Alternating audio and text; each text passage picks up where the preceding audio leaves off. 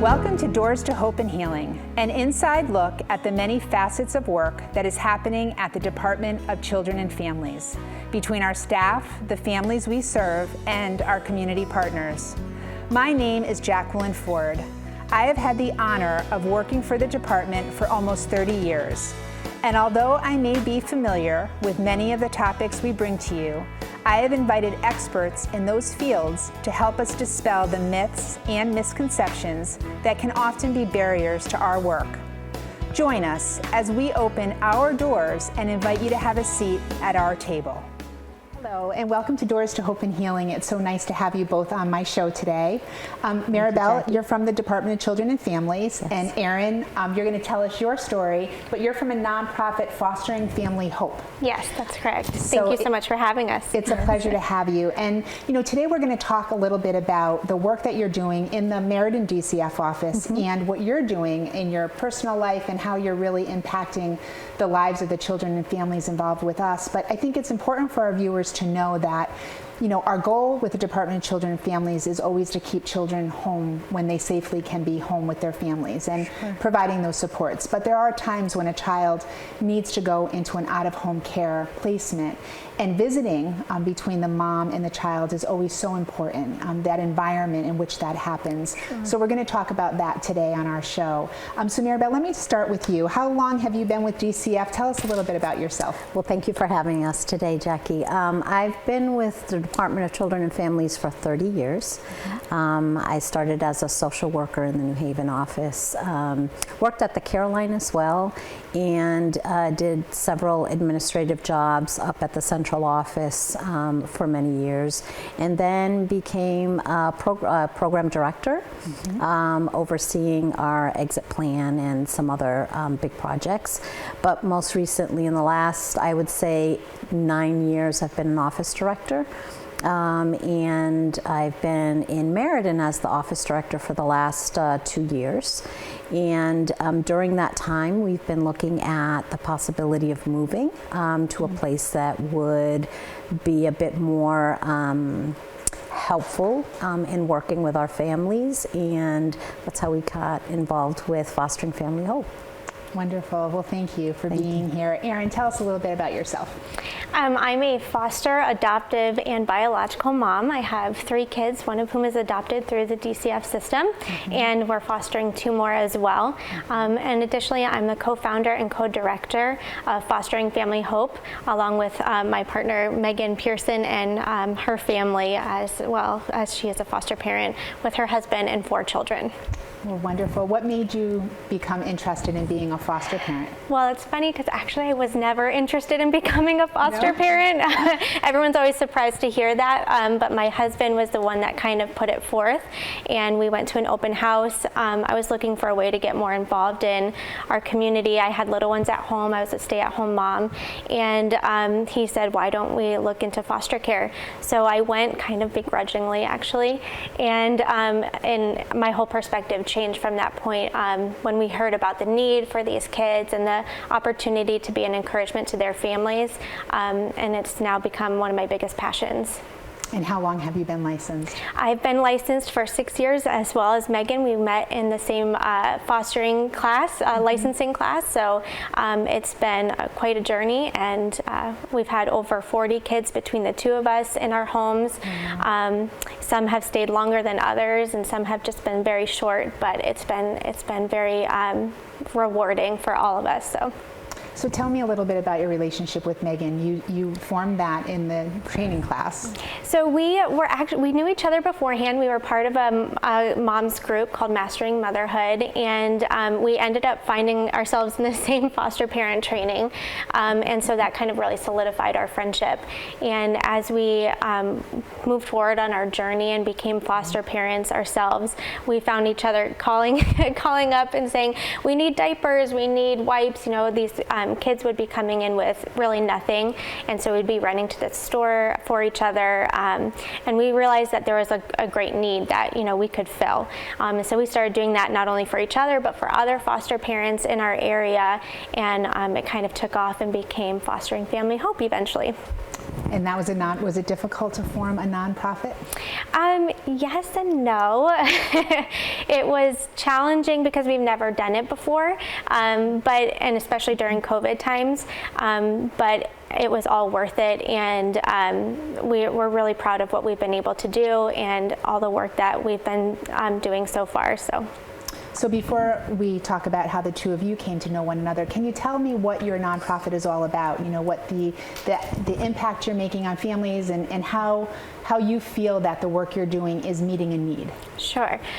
Fostering Family Hope really grew out of this idea of supporting children in care as well as their families, and it kind of grew into more of building connections and building bridges between the family units all around a child. So whether that's foster, adoptive, kinship, biological, social worker, agency, we realized the need for a united team to surround these kids so that they can grow up empowered, encouraged, successful, healthy, positive kids. And so that's kind of our goal as Fostering Family Hope, is to create these connections to build this community and to support the families who are caring for the children as well. So we do that through a lot of programs. We have support groups for foster, adoptive, kinship families, and we're working on starting some for reunited biological families as well.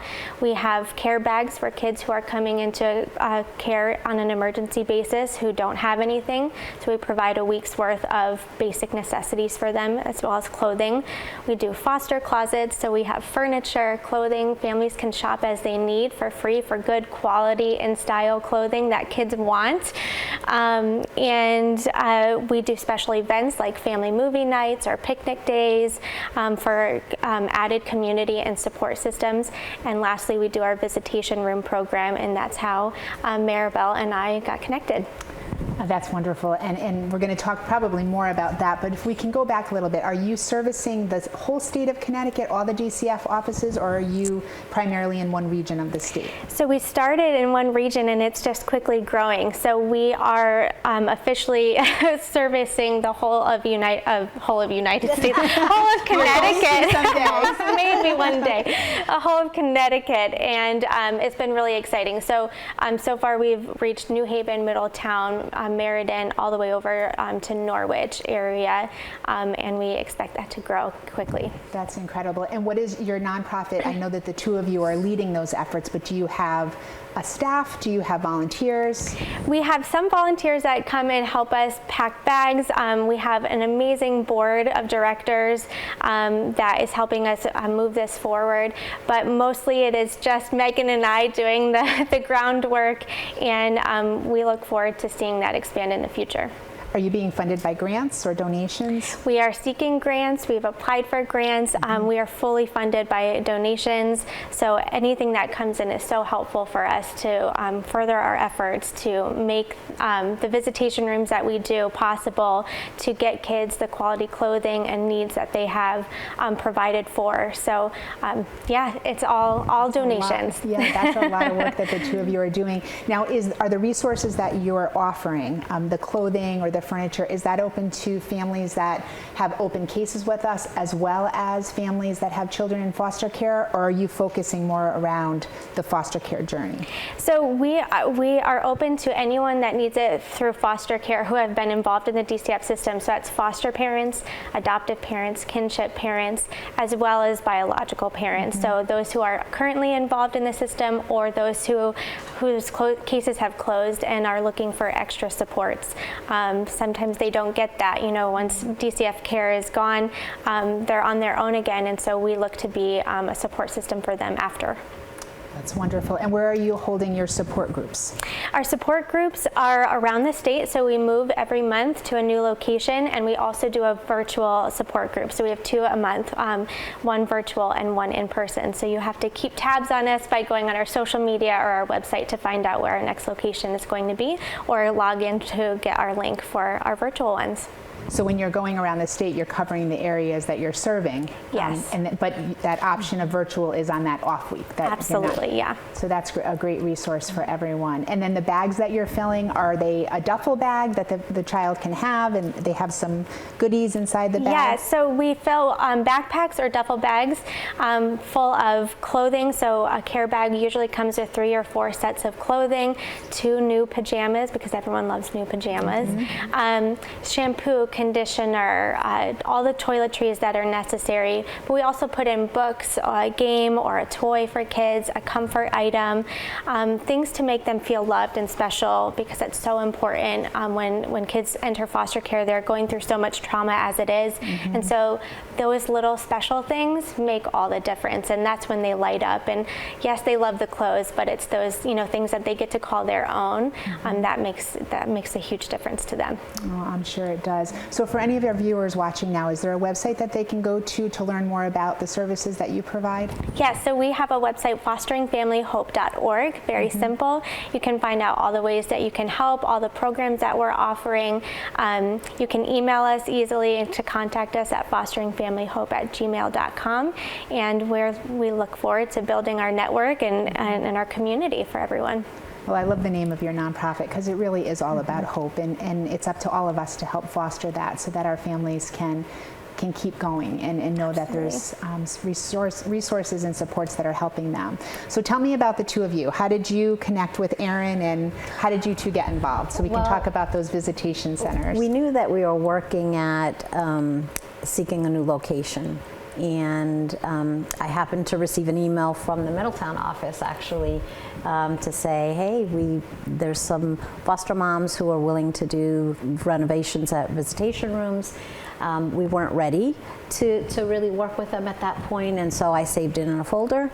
And as soon as the lease was signed, they were the first people that I reached out to and said, hey, do you want to come and see our new site? And it's a blank slate.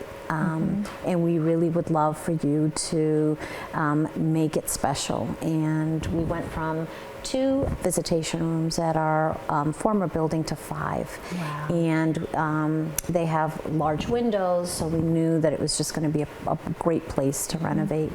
And we began with a site visit. They started to do some of the work before we actually moved in, which I think was really exciting, and also a great opportunity to do more. And we started forming a partnership, and it was really easy to kind of integrate our values. We knew that their passion was ours. We wanted to make sure that our visitation rooms reflected and inspired people to feel comfortable when they walked in, and loved as they walked in and spent time with their kids in our offices. And after talking with Erin and Megan, I realized we've got the same values, and we want to continue this partnership. They were amazing to work with. They started connecting with people in the community and the catchment area that we cover. We cover Cheshire, Meriden, and Wallingford. And they began developing some networks within that community as well. And people really appreciate giving in their community, something that is going to be beneficial to everyone. And so that really, I think, transpired into such a great collaborative. We've got community artists. We have carpenters that have come in to help. We've had restaurants to do fundraising. It was an incredible kind of community effort. At the end of it, we just had our first grand opening on Monday, so the staff came in for the first time. I didn't see the finishing product until Monday as well. And so it was a really emotional day for everybody to walk through and see really how beautiful the space was. it was an incredible effort. They also worked with an occupational therapist. So we had some staff that have special needs children that really wanted to make sure that we were including children with sensory issues in our design. And they met with Erin and Megan and Bethany, who is the occupational therapist, to help design some of those pieces in each of the rooms. The artwork is beautiful. I can't even say enough. It was exciting and just very emotional, I think, for people to walk through. There were people that were just really appreciative of the efforts. I know that Erin and Megan worked nights and weekends in the building to make sure that it met the timeline. And I mean, there was just nothing that I would have asked more. I mean, I think at the end of it, it exceeded our expectations in every way. So it's a really good space that I think is helpful for healing. Not only did they do the visitation room, but they helped to connect with the church in Wallingford to stock our La Bodega, which is our Meriden corner store, so that if families are coming in and they need some food or they need some other items for their children, then they can do that from our office. Wow, right there in the community. It takes a village, absolutely. And that's really the definition. You know, having been with DCF for as long as you have, and thinking about just how we have grown as an agency to really come to understand how important that room is, you know, where that visit's going to take place and the quality. And I know research shows that, you know, the more families are visiting consistently and we're offering them that opportunity to not only be consistent but frequently seeing their children, it does reduce trauma and it's helping families get back together. But you know, when you talk about it being a blank slate, you know, how often do we have that opportunity? That is such a fabulous opportunity that you have to be able to find rooms with windows, something that seems like a no-brainer, that a given, but not every building has windows in every room where you can see that. So how did it feel when you were asked to come in? Was this the first time that you had an opportunity to really work with a blank slate? Absolutely. How exciting and it was and overwhelming. so exciting. It was so great to go in, and everyone was really supportive of the efforts and our vision for what we wanted it to be.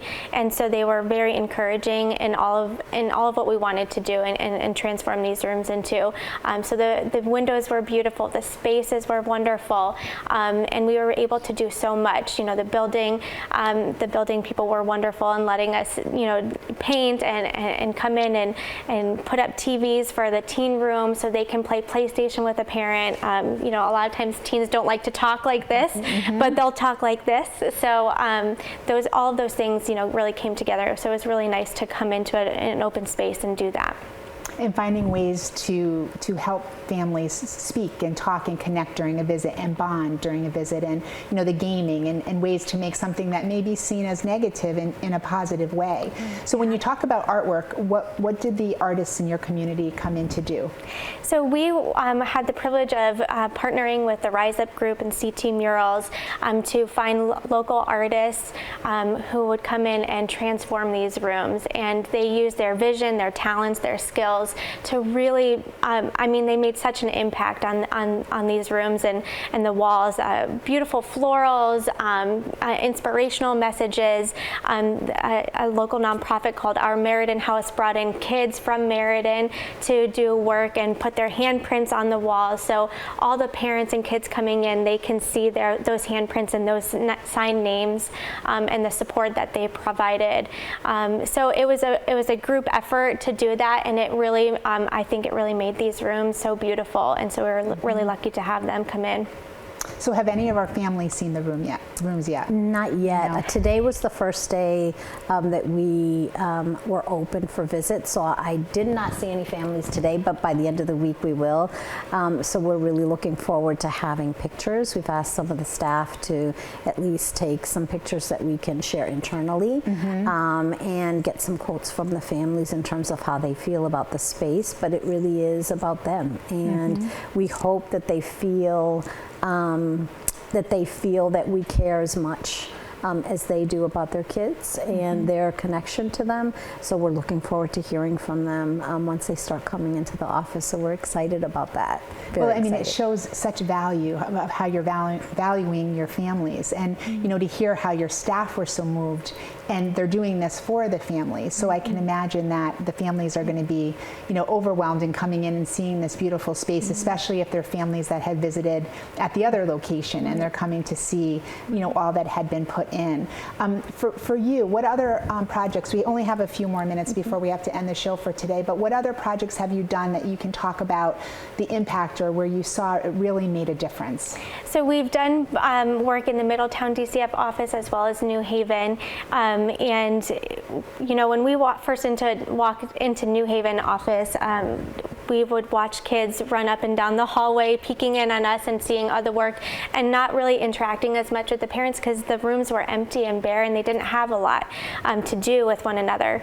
And so when we left that building and these rooms were filled with couches to snuggle on and rocking chairs and musical instruments, and we were hearing kids laughing with their families. We were watching moms rocking their children in that rocking chair. And you know, we're often behind the scenes, so we don't get a lot of the upfront view, but those little glimpses meant everything to us and really told us that you know, what the work that we're doing is really important and really impacting these families as they work towards reunification. Well, I've familiarized myself with your website, and your mission and your core values are so, you know, really intertwined with ours. And I think what makes this relationship so much more powerful is that you get it. You know, you're a foster mom, you know, your friend Megan and who you're sharing this responsibility with is a foster parent. So you understand, and you know, you knew what the needs were. And now we're benefiting from you, not only as a resource to lovingly take care of our kids, but also to make the environment so much nicer for all of our families. Before we close today, do you have any events coming up that you would like to share, or any ways that you're looking for any help for your organization? Yeah, we have a few events coming up this summer. We have some family picnic days, which will be really fun, full of vendors, activities for families to really connect and bond, and then also to grow in their community. We'll do one for foster adoptive kinship families as well as one for biological families. So that'll be really important. We have a back to school event coming up that we do usually in partnership with Middletown DCF office. And there's so many ways that people can help this effort. I could spend hours talking about it, but you can log on to our website to find out more information. You can do drives at your schools, your churches, your communities.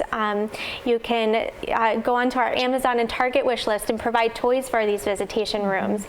There's so many ways to help. You can even partner with us as we're looking to get into an actual building so we can store things and we can really provide those care bags and do the work that we need to do on a bigger level. As we're looking to do that, we need a building to do that. So if you would like to partner with us as a sponsor, we would love that as well. So please log on to our website and follow us on social media. Oh, that's great. And I'd like to also, just before we close, acknowledge Jordan's Furniture, who donated. They've been a wonderful friend and partner with our agency, and they donated furniture for the room.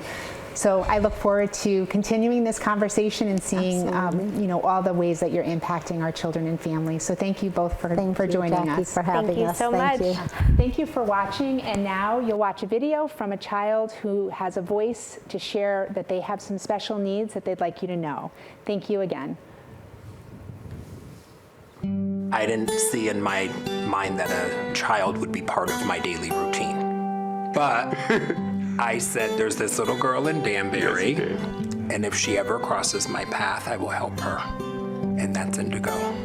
She definitely changes the way you see yourself, the way you converse with other people, the way you even treat yourself. I never really put being gay and being a parent together. A small part of who I am is that I'm a gay man, and it's okay with me, and I'm happy with that. It's who I am. It's not all about me, but it's also bringing me out of a shell that I was keeping myself in. What's really, really important is that you have two parents, and we both love you and care for you. She's given everything in my life purpose, because I'm not just living for me.